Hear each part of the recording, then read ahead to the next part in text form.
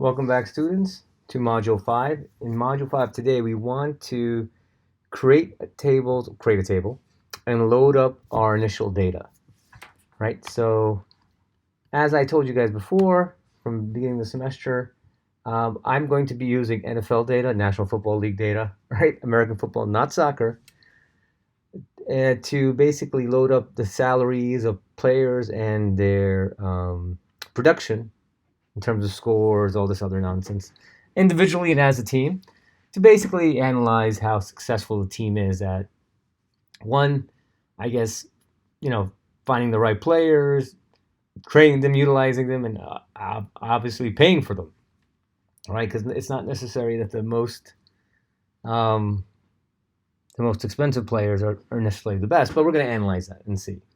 Let's see what's going on.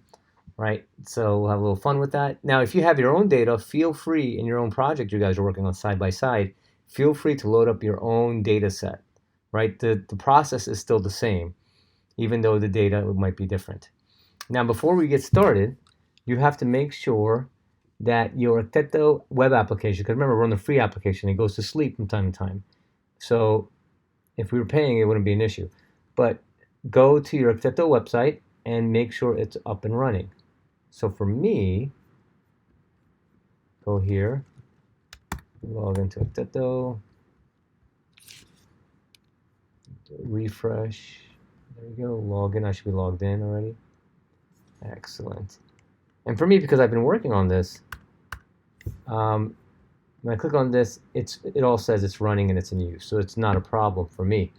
But for many of you, if you haven't been working on this, shame, you will see something like this. You will see how I have over here website deployed, running next to my web application, running next to my database, and the actual data, I guess, in the database is in use.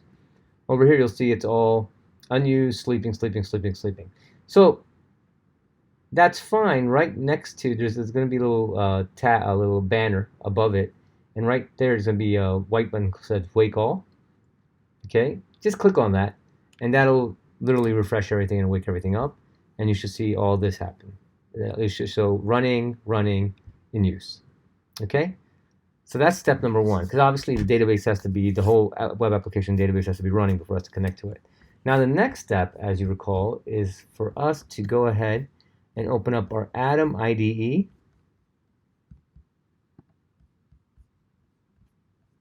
And go ahead and grab it.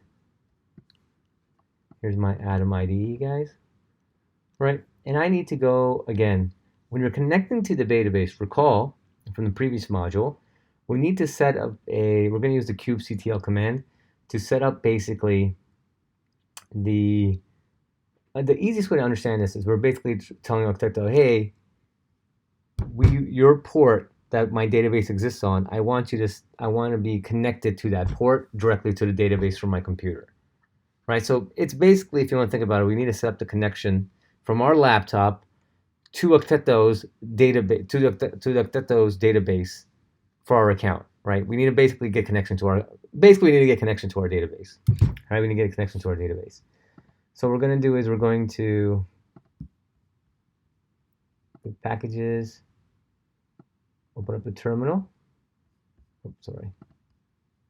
Packages, Platformio terminal. Again, do a new terminal. And you can all do shift. I think the keyword command here for you guys is shift, for Macs anyway, is shift. No, I'm sorry. I believe it's option. That's simple. So option, command, T opens up a new terminal. This comes out. All right, this command comes out. And we have to put in that kubectl command if you guys remember what it was. If you don't remember what it was, I have it here again. All right, so it's basically kubectl port /forward service /postgresql 543. Remember, again, 543 is the port number which the PostgreSQL database sits on in Okteto, and likewise is going to sit on in our computer, right? So I come here,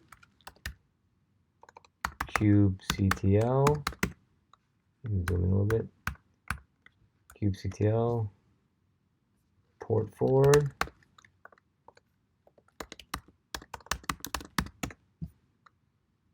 service slash PostgreSQL 5432 5432 colon 5432.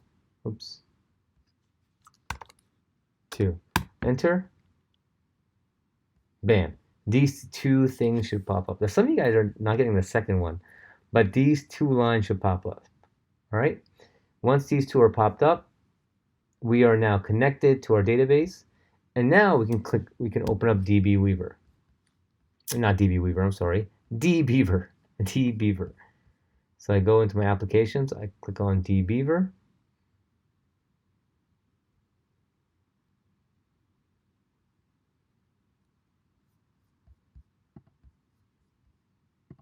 And when you do that, this should pop up. All right, this should pop up. This window should pop up, and you see your PG local database. Remember, we named it that when we put in our YAML configuration files. Come down here, schemas, the first one, public, tables, and bam. And you'll notice I have, actually, let me delete this. So I have my tables from before, and I also have a new table you haven't seen before, salary table. That's the table we're actually loading up. I will do that with you side by side. So what I'm going to do is I'm going to delete this table. All right, it took me all. I'm going to go ahead and delete it. Yes. Now this table is gone. All right. So I had the table before. I deleted it. I created it, and now I'm going to reload it up. All right. Okay. Now the table, now the website, this is the website where I'm getting my data from, www.profootballreference.com, player, salary, HTML, right? If you put this link into the URL, it's going to take you to this web page right here. And this is the data I want to grab. These are different football players. For those of you guys that have never seen football, this is the positions they play, this is the teams they're on, and these are the salaries they make. Now, again, my BAP students, how do I grab this data? Well, you want to, you can basically do get table as CSV, right? And then it'll give you something like this. And I guess you could attempt to download it at this point, right? So what I did was I used, go back here. So I used basically, I scraped this, right, using Python, right, like we did in BEP. You guys remember that? I don't show you in this module how I did it. I'll show you, and I don't show you in the slides how I did it. I actually created the CSV for you guys. But if you want to see how I did it from this website, I will have an appendix set of slides. We'll call it, I don't know, this is module 5. I'll call it module 5A, right, for anybody that just wants to check that out.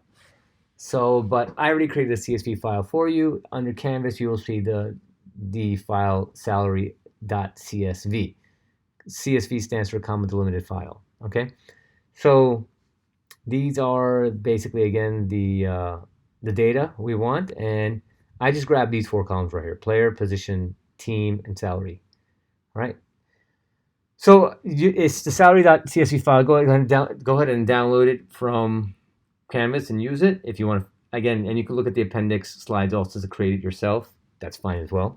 But I just wanted to have it there just so we're all on the same page and we could, upload this, have a little fun. All right. So from here, what we want to do is we want to create a new table for our data set. Now, you can create a table from the existing data set, but with dbeaver, I found that there's sometimes a little bugginess that happens, because what happens is dbeaver needs to go through all the data and make sure the right type is selected for each column. And sometimes it has a hard, I guess sometimes it messes up figuring out how much space to allocate. Let's say, for example, the names. How large should the names be? How much should it allocate? So it's easier it's easier for us to just create the table. It could be an empty table. We'll create the table using the data, and then we'll upload our data directly into that table. So that's what I'm going to do. So first, let me go ahead and open up the text file so you guys can see it, or the CSV file so you guys can see it.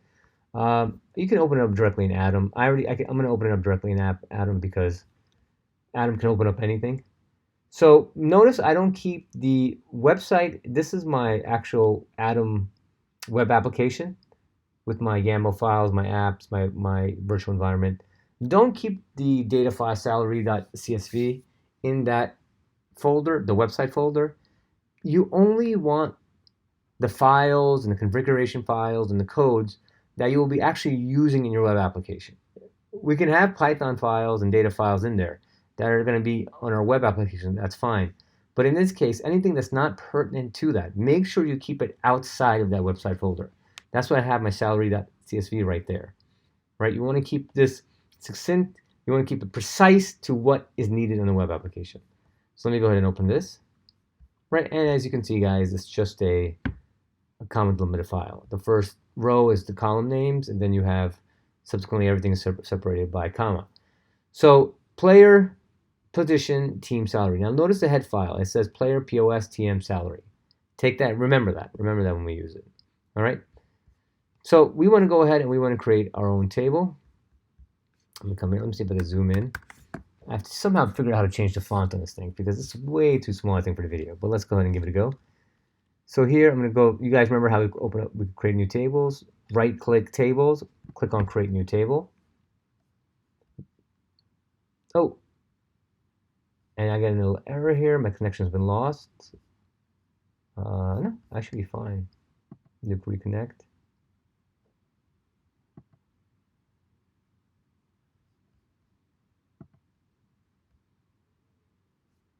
All right, so it looks like I am. So if I come here, you see a bunch of errors. So it looks like I was having some connection issues. So it looks like I'm back. We'll click here. Oh, nope, nope. Nope, nope. Connection issues. So let me close this again. All right, of course. So let me do Control C, close that connection. I press upward to get my kubectl command again, do port forwarding. Let's see if I can get this clean connection again.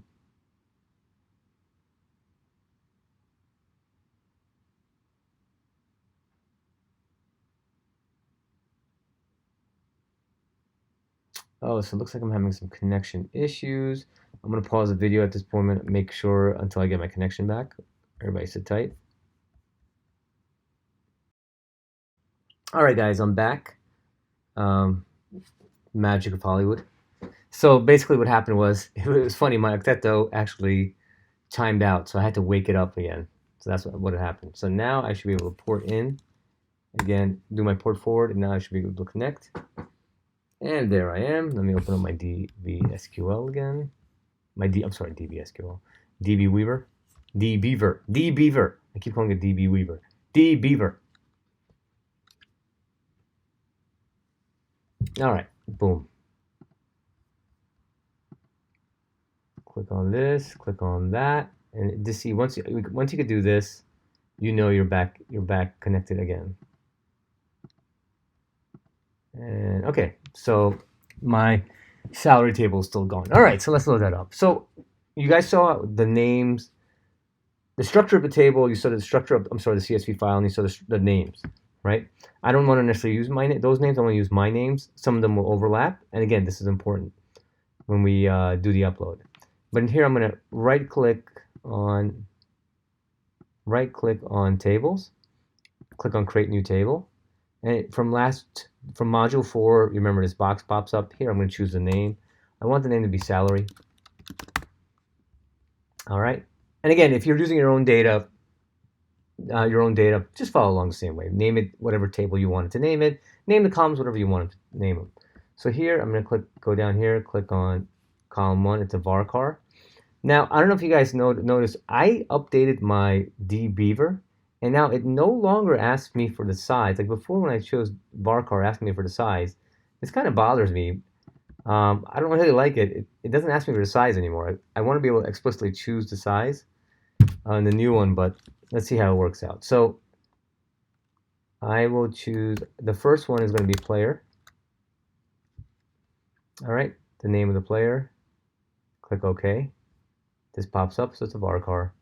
My next column is going to be the position, and in the file it said POS. I'm going to name it position. That makes a little more sense to me.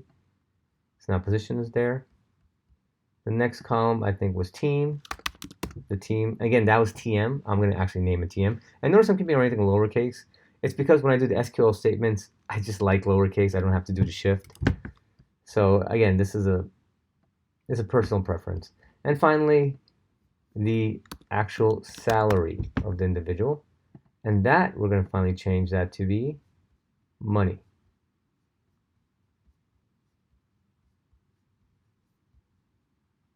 There you go, right here. Money. All right, done. That's it. And now down here, remember, once we do that, we click on save right here. The actual, oh, why is this coming up?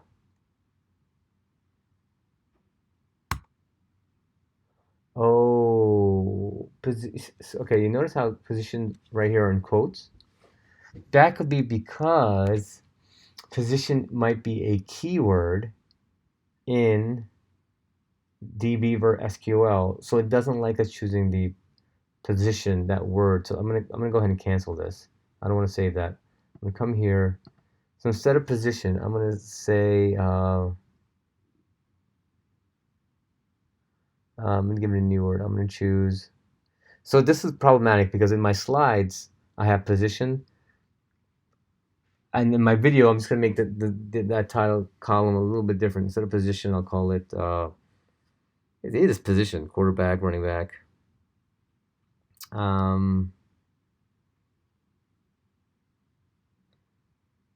Maybe I'll just give it a bigger name. Instead of position, I'll call it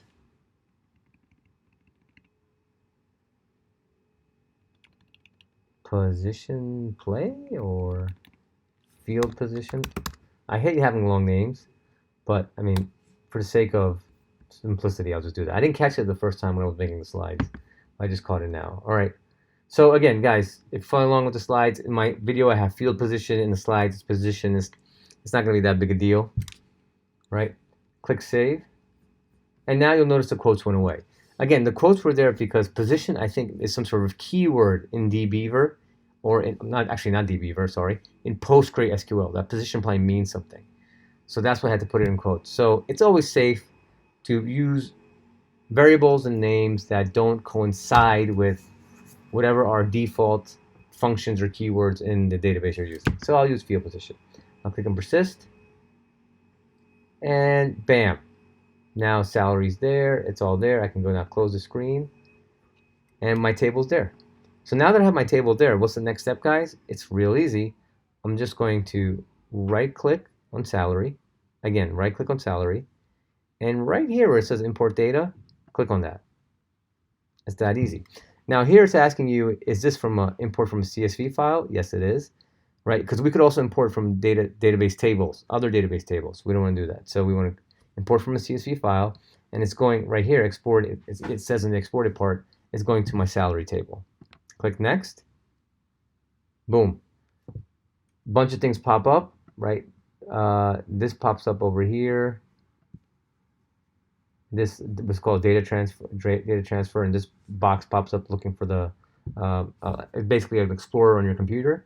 It's looking for the file. Just click on the file, the CSV file. In this case, it's this one.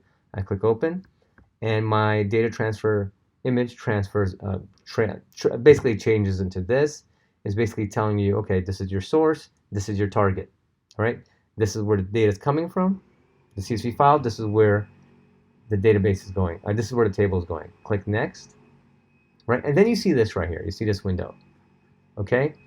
Now, at this point, what you need to do, right? Again, it's saying source salary. Mapping existing, meaning that table exists, right? And then you have these things here, browse, new columns, all this other stuff. What we need to do here is remember, we pre-created this data table, this database table with column names. This CSV file also already exists. We need to go to where it says salary.csv, click on that arrow. And the reason we're clicking on that arrow, because, boom, this happens. The default of dbeaver is to take the existing columns in the CSV file and use those as the column names. Okay, so here player, all caps P becomes lowercase player, and right next to it says existing. That's great.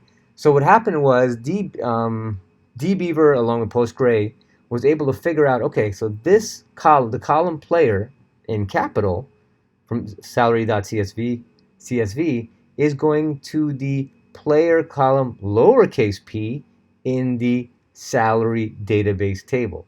And figured that out. That's why it's saying existing. Same thing with salary. It was capital S in the salary CSV file, and it's lowercase s in my database table. It figured it out. That's why it says existing. Notice here where it has POS and TM. POS and TM. By the way, it looks like that in Postgre, it looks like all the tables, when you do column and tables, it looks like by default they're lowercase. We could probably mess around with this and try doing uppercase, but it looks like it's lowercase by default, which is cool, by the way. I love lowercase. Lowercase makes my life easier. So notice next to here it's going to give POS, here it's going to give TM, and notice next to those it says create. This is saying, hey, we didn't find a column that POS or TM can go to. We're just going to create these two new columns called POS and TM and just create them. We don't want that. We did create columns, right? We just don't want these names for the columns. So right here, go to POS, right? And just, click it on it once or double click it, and then you'll get this arrow, right? Click this arrow. Again, this is under target column. Click down on the arrow, and right there you see the column we created, field position. Bam. And now you see that change to field position, and right next to you see that's existing now. Go here, TM, I want team, and select the team, and again you see that change to existing. So now this is why we needed to click on this drop down arrow. We needed to make sure that all our columns were from the CSV file were properly mapped to the columns in our database table, in our salary database table. Now that we are happy with that, we will click next. Okay, here is some other configuration stuff, some advanced stuff, doesn't really pertain to us. We can go ahead and move on. Click next again. Right, again, configuration, advanced stuff, basically saying what's going on, etc., etc. Right, and finally, you see the start button. I click on start, and now things are happening. Things are happening, and boom, right, you'll notice, hold on, let me see if I could scroll this. All right, so there's a little box that pops up. It's kind of off screen. It doesn't show you. I can't show you. It's not letting me move it. It says dbeaver notification. You should be able to see it.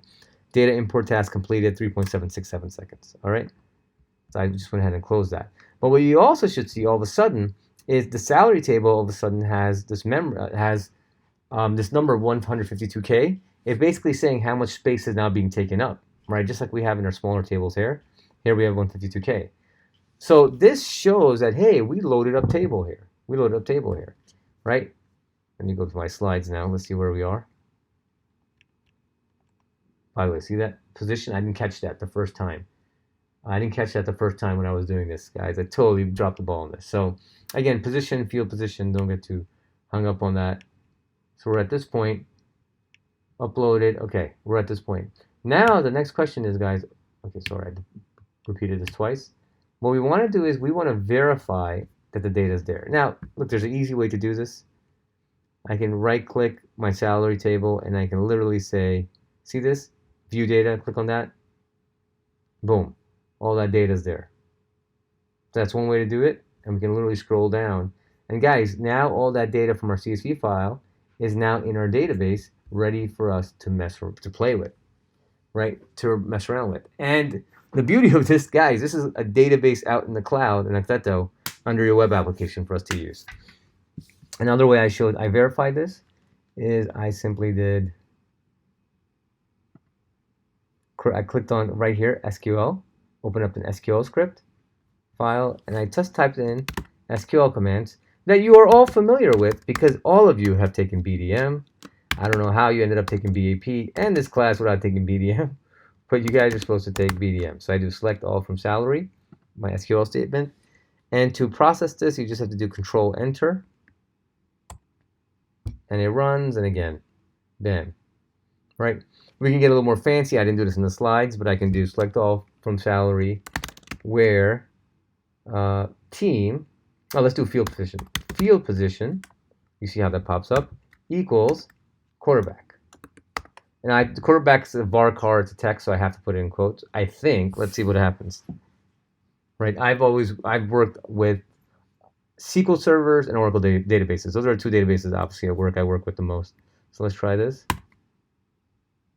Bam. And you'll notice now my selection over here, it's small as hell, can't zoom in, but if you write this SQL statement and do Control Enter, you'll notice that all the positions here are QB positions now, and we can look at their salaries. Dak Prescott. Now, you guys, if you don't watch football, you don't know what this means. Dak Prescott right now is showing as $31 million. This is kind of misleading because the way these salaries are structured, it shows that he's making the most. This is like basically how much he's being paid a year. So this is just give us a number annually, and so for any football fan, you're like, this is just crazy. Why is Dak Prescott being paid the most, right? And then we have Jimmy Garoppolo, Derek Carr, Russell Wilson, right? And I scroll down, and one of the problems you notice, right, for my students, why is Aaron Rodgers saying he's getting a salary of 1.5 million? That's not right. He doesn't get paid an annual salary of 1.5 million, right? So it's the way these things are structured. So we're going to have to go back and mess around with this table. Not mess around with this table. We might need some extra resources to enhance our data set, right? To enhance our data set. And we'll look into that as well. But I just wanted to show that because anybody who's a football fan knows that Aaron Rodgers does not make 1.5 million a year. It's one of the highest paid quarterbacks. Here it's showing that Prescott, but it's basically the way the contract is structured. Basically the way the contract is structured. All right, guys, so this pretty much ends the video. At this point, we loaded up the data for this module. And now at this point, I can just give you guys as many CSV files as I want. You guys can take as many CSV files as you want, and you could go to town and build up this database. And that's actually the next step, what we want to do. If you want to see how I scrape the website, it'll be the module 5A appendix. It's going to be in the slides. It's not necessary for you guys to do it if you want, but if you want to mess around with it, that's cool too. All right, guys, so this is the end of the video, and the next module will be for us to actually now, in our web application, connect to the database and get the data. All right, so now we have loaded our data from our computer. Now, from our web application, can we connect to it, and can we connect to it? Can we select it, and can we display it? Right? How's that going to work? So that's module number 6. All right, guys, have a good day, and I'll catch you later. Bye-bye.